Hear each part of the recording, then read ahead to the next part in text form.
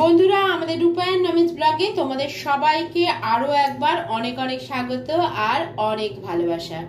আজকে তোমাদের জন্য আমরা আবার একটা কুকিং ভিডিও নিয়ে এসেছি। আর আজকে আমি তোমাদেরকে করে দেখাবো ছানার কোপ্তা কারি। তার জন্য আমি এখানে 2.5 লিটার দুধকে বাড়িতে কাটিয়ে নিয়েছি, আর এটা দিয়েই আজকে তোমাদের কোপ্তা কারি করে দেখাবো। তাহলে চলো এর মধ্যে কি কি দেবো সেটা দেখিয়ে দিই তোমাদের। প্রথমে ছানাটাকে আমি একটু হাত দিয়ে ম্যাশ করে নেব।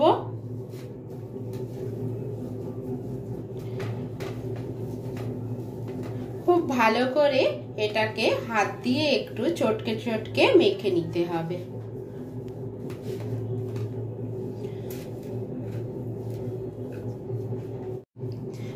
দেখো, এরকম এই তালুর সাহায্যে কিন্তু এই ছানাটাকে খুব ভালো করে ম্যাশ করে নিতে হবে, যাতে এর মধ্যে কোনো দানা দানা মতো না থাকে। কারণ যেহেতু এটা কোপ্তা হবে, তাই এই জিনিসটাকে খুব ভালো করে মেখে নিতে হবে। মোটামুটি এখানে আমার খুব ভালো করে মাখা হয়ে গেছে। আর জল ঝরাবার সময় এটা খেয়াল রাখবে, একদম জলটাকে খুব চিপে যেন না ফেলে দেওয়া হয়। মোটামুটি জলটা ঝরিয়ে নিলেই হবে, না হলে এরকম একটা মন্ড তৈরি কিন্তু হবে না। তার জন্য এরপরে কি কি দেবো এর মধ্যে চলো তোমাদের দেখিয়ে দিই। এই ছানাতে মেশাবার জন্য আমি একটা বড় সাইজের আলুকে সেদ্ধ করে নিয়েছি। আলু সেদ্ধ এর মধ্যে দিলে ছানার কোপ্তাটা কিন্তু ভীষণই নরম হবে, তার জন্যই কিন্তু আলু সেদ্ধটা এর মধ্যে দেওয়া। তাহলে চলো, এটা তোমরা হাত দিয়েও করতে পারো। আমি একটা গ্রেটারের সাহায্যে খুব ভালো করে এটাকে ম্যাশ করে নিয়েছি, যাতে কোনো রকম লাম্পসের মধ্যে না থাকে। তোমাদের যদি হাত দিয়েও এটা মাখতে সুবিধে হয় সেটাও করতে পারো, কিন্তু খেয়াল রাখবে যাতে খুব ভালো করে যেন আলুটা মাখা হয়। দেখো, একটা গ্রেটারের সাহায্যে আমি ঠিক এরকম ভাবে এই আলুগুলোকে কুড়ে নিয়েছি। চলো এর মধ্যে এবার কি কি মশলা মেশাবো তোমাদের দেখিয়ে দিই। ছানাটার মধ্যে দিয়ে দেবো পরিমাণ মতো নুন। নুনটা যে যা স্বাদ মতো দেবে। দিয়ে দেবো সামান্য চিনি, কারণ যেহেতু এটা কোপ্তা তৈরি হবে তাই একটু মিষ্টি মিষ্টি ভালো লাগে। দেবো আদা বাটা।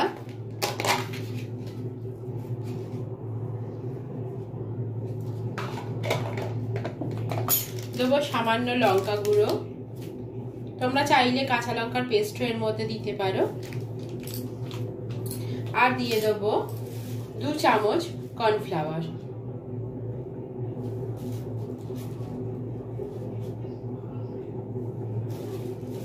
সমস্ত কিছু দেওয়া হয়ে গেছে। আমি যা যা দেবো সেগুলো দেওয়া হয়ে গেছে। যারা জিরে গুঁড়ো পছন্দ করো এর মধ্যে জিরে গুঁড়োও দিতে পারো।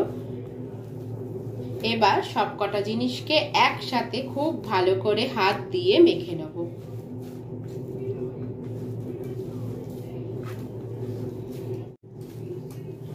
দেখো বন্ধুরা, এখানে কিন্তু খুব ভালো করে ছানার সাথে সমস্ত জিনিসগুলোকে মাখা হয়ে গেছে। এবার ছোট ছোট বলের আকারে আমরা কোপ্তাগুলোকে তৈরি করে নেব। এরকম ছোট ছোট ভাবে তোমরা যেরকম শেপ দিতে চাও সেরকম কিন্তু শেপ দিতে পারো। তবে একটা কথা বলে দিই তোমাদের, এই কোপ্তাটা বানাবার সময় তোমরা চাইলে কিন্তু এর মধ্যে কাজু বা কিশমিশও দিতে পারো। কিন্তু আমি তোমাদের আজকে যেটা করে দেখাচ্ছি সেটা হচ্ছে খুবই নর্মাল বাড়িতে থাকা জিনিস দিয়ে আজকে তোমাদের এটা করে দেখাচ্ছি। কারণ সবসময় আমাদের মনে হয় যে বাড়িতে যে জিনিসগুলো আছে সেইগুলো দিয়ে কি আমরা ভালো কিছু করতে পারবো, কিন্তু এক এক সময় অন্য কিছু খেতে ইচ্ছা করলেও কিন্তু আমরা বাড়ির হাতের সামনে যে জিনিসগুলো থাকে সেগুলো দিয়েও কিন্তু আমরা ভালো কিছু রান্না করে খেতেই পারি। তাই সবসময় যে ঠিকঠাক পারফেক্ট মতো জিনিস দিয়েই করতে হবে তার কোনো মানে নেই। তোমরা হাতের সামনে থাকা জিনিস দিয়েও কিন্তু এই জিনিসগুলো করে খেতেই পারো। দেখবে এর সাথেও কিন্তু বেশ ভালো লাগবে, দুর্দান্ত লাগবে। দেখো বন্ধুরা, এখানে কিন্তু সবকটা ছানার বলকে আমি এইভাবে বানিয়ে নিয়েছি। তোমরা নিজেদের মতো শেপ দিয়ে বানিয়ে নিতে পারো, গোল করতে পারো, লম্বা করতে পারো, যেটা ভালো লাগবে সেটাই করে নিতে পারো। এবার এগুলোকে ভেজে নেবো। তার জন্য একটা কড়াই বসাবো আর তাতে দিয়ে দেবো সাদা তেল। ছানার বলগুলোকে ভাজার জন্য দিয়ে দিলাম সাদা তেল। এটা সাদা তেলে ভাজলেই ভালো হয়, সর্ষের তেলটা না দিলেই, মানে সর্ষের তেলে একটা গন্ধ থাকে তো, সেই গন্ধটা কিন্তু বলগুলোর মধ্যে চলে যায়, তার জন্য সাদা তেল দিলেই ভালো হবে। তেলটা এখানে গরম হয়ে গেছে। এবার গ্যাসের আগুনটা আমি আস্তে করে দেব, করে দিয়ে এবার বলগুলোকে ছেড়ে দেব।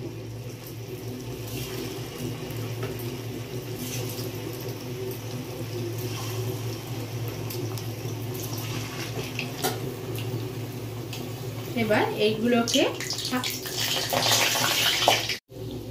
এবার বলগুলোকে এরকম গোল্ডেন ব্রাউন করে ভেজে নেব।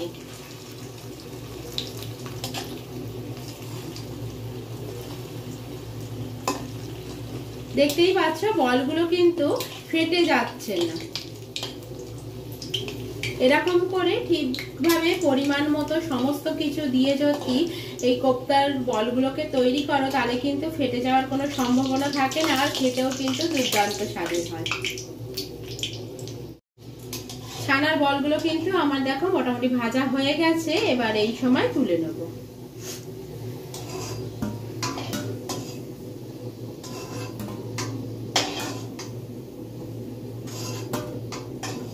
এরপরে আমি আবার সেকেন্ড লটটা দিয়ে দেব।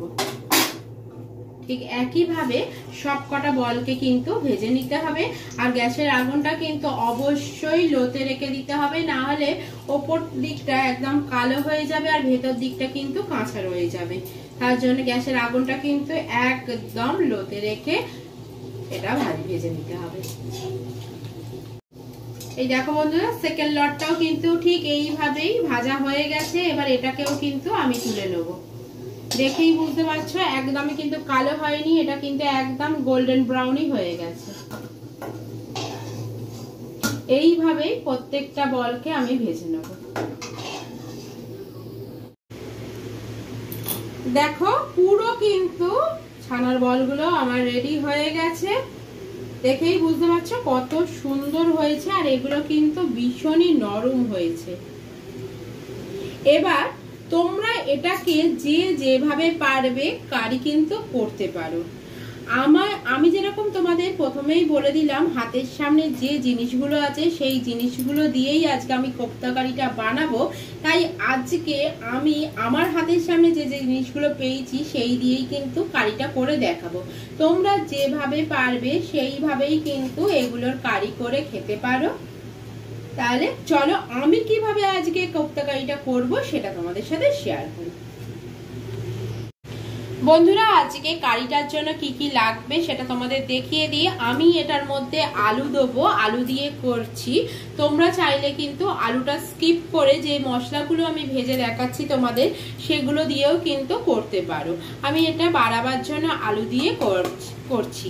চলো তাহলে দেখে নিই। ফোড়নের জন্য লাগবে গোটা জিরে, দুটো তেজপাতা, একটা শুকনো লঙ্কা, আর লাগবে হিং, সঙ্গে লাগবে গোটা গরম মশলা, আর লাগবে আদা আর কাঁচা লঙ্কা দিয়ে পেস্ট, লাগবে টমেটো কুচি। আমি এই কারিটা বানাবো সর্ষের তেলেই, তার জন্য কড়াইতে সর্ষের তেল দিয়ে দিয়েছি আর তেলটা কিন্তু গরম হয়ে গেছে। চলো এবার দিয়ে দিই ফোড়নগুলো। প্রথমেই দিয়ে দিলাম গোটা জিরে ফোড়নে, দিয়ে দেবো গোটা শুকনো লঙ্কা, গোটা গরম মশলা,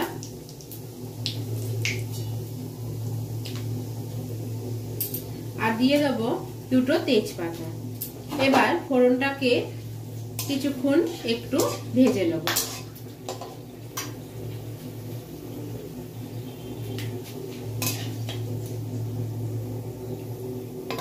ফোড়নটাকে কিছুক্ষণ ভেজে নেওয়ার পর এর মধ্যে দিয়ে দেব হিং।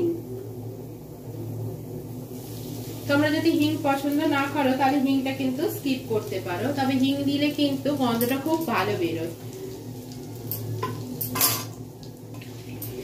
এবার ভালো করে একটু নাড়াচাড়া করে নিয়ে এর মধ্যে দিয়ে দেবো কাঁচা লঙ্কা আর আদার পেস্ট। হিঙের সাথে আদা আর কাঁচা লঙ্কার পেস্ট দিলে কিন্তু সুন্দর একটা গন্ধ বেরোয়, কারণ এটা যেহেতু নিরামিষ রান্না, এখানে পেঁয়াজ রসুন পড়বে না, তার জন্য আদার সাথে কাঁচা লঙ্কা পেস্ট করে হিং ফোড়ন দিয়ে দিলে তার একটা সুন্দর মিষ্টি গন্ধ ছাড়ে, আর নিরামিষ রান্নাটাও বেশ ভালো লাগে। আদাটা কিছুক্ষণের জন্য এখানে কষানো হয়ে গেছে। এবার এর মধ্যে দিয়ে দেবো হলুদ গুঁড়ো। এই সময় তোমরা চাইলে কিন্তু লঙ্কা গুঁড়োর ব্যবহার করতে পারো। আমি যেহেতু লঙ্কার গুঁড়োর ব্যবহার করব না তরকারিটার মধ্যে, তার জন্য আমি কিন্তু লঙ্কার গুঁড়ো দেবো না। তোমরা চাইলে অবশ্যই কিন্তু কাশ্মীরি লঙ্কার গুঁড়ো রঙের জন্য বা ঝাল লঙ্কার গুঁড়োও কিন্তু ব্যবহার করতে পারো। এবার দিয়ে দেবো এর মধ্যে টুকরো করে কেটে রাখা টমেটো, দিয়ে দেবো সামান্য নুন, যাতে টমেটোগুলো বেশ নরম হয়ে যায় তার জন্য। এবার একটু সময় নিয়ে সবকটা জিনিসকে আমি কষিয়ে নেব।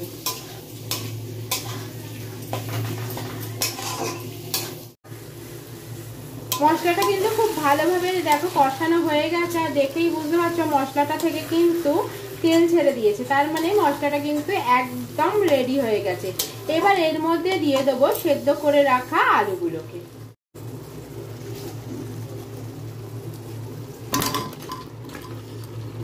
এবার আলুগুলোকে দিয়ে ভালো করে মশলার সাথে আমি আলুগুলোকে কষিয়ে নেবো, যাতে প্রত্যেকটা আলুর সাথে কিন্তু মশলাগুলো যেন মিশে যায়। আলুর সাথে কিন্তু মশলাটাকে খুব ভালো করে কষানো হয়ে গেছে। এবার এর মধ্যে দিয়ে দেবো গরম জল। আমি কিন্তু আলুগুলোকে এক প্রেসারে একটা সিটি মেরে সেদ্ধ করে নিয়েছিলাম, যাতে আমার কারিটা একটু তাড়াতাড়ি হয়ে যায়, তার জন্য। তোমরা চাইলে আলুগুলোকে ভেজেও করতে পারো বা এইভাবে কিন্তু একটু ভাপিয়ে নিয়েও করতে পারো। এবার দিয়ে দেবো পরিমাণ মতো নুন আর স্বাদের ব্যালেন্সের জন্য সামান্য চিনি।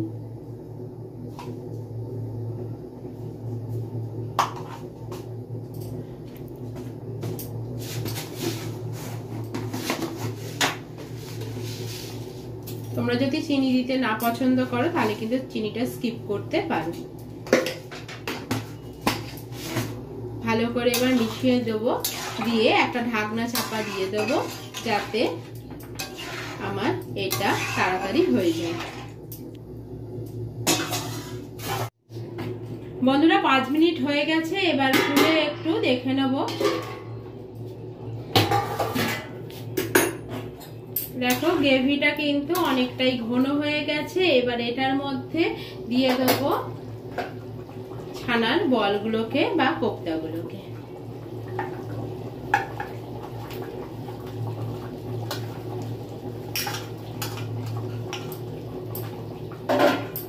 দিয়ে ভালো করে ঝোলের সাথে মিশিয়ে নেব।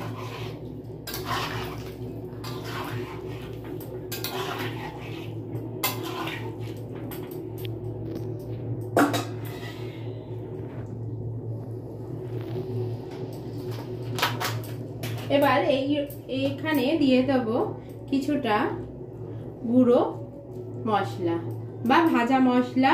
এই ভাজা মশলার রেসিপি কিন্তু আমাদের চ্যানেলে অলরেডি দেওয়া আছে, তাও আরেকবার বলে দিচ্ছি তোমাদেরকে। এর মধ্যে ধনে, গোটা জিরে, মৌরি আর শুকনো লঙ্কা দিয়ে শুকনো খোলায় ভেজে নিয়ে ভাজা মশলাটা তৈরি করে রাখা হয়েছে। এটা যে কোনো নিরামিষ রান্নায় ব্যবহার করলে কিন্তু রান্নার স্বাদ আর গন্ধ অনেকটাই বেড়ে যায়।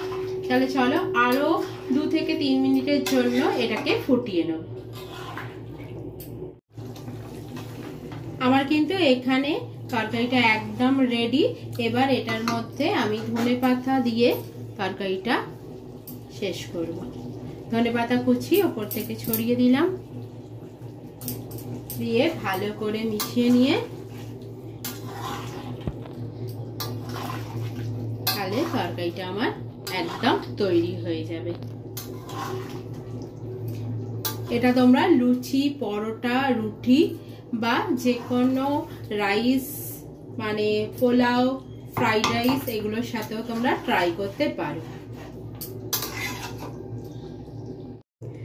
দেখো কত সুন্দর লাগছে, মনে হচ্ছে না একটা রসগোল্লা যেন দিয়ে দেওয়া হয়েছে এই ঝোলটার মানে তরকারিটার মধ্যে।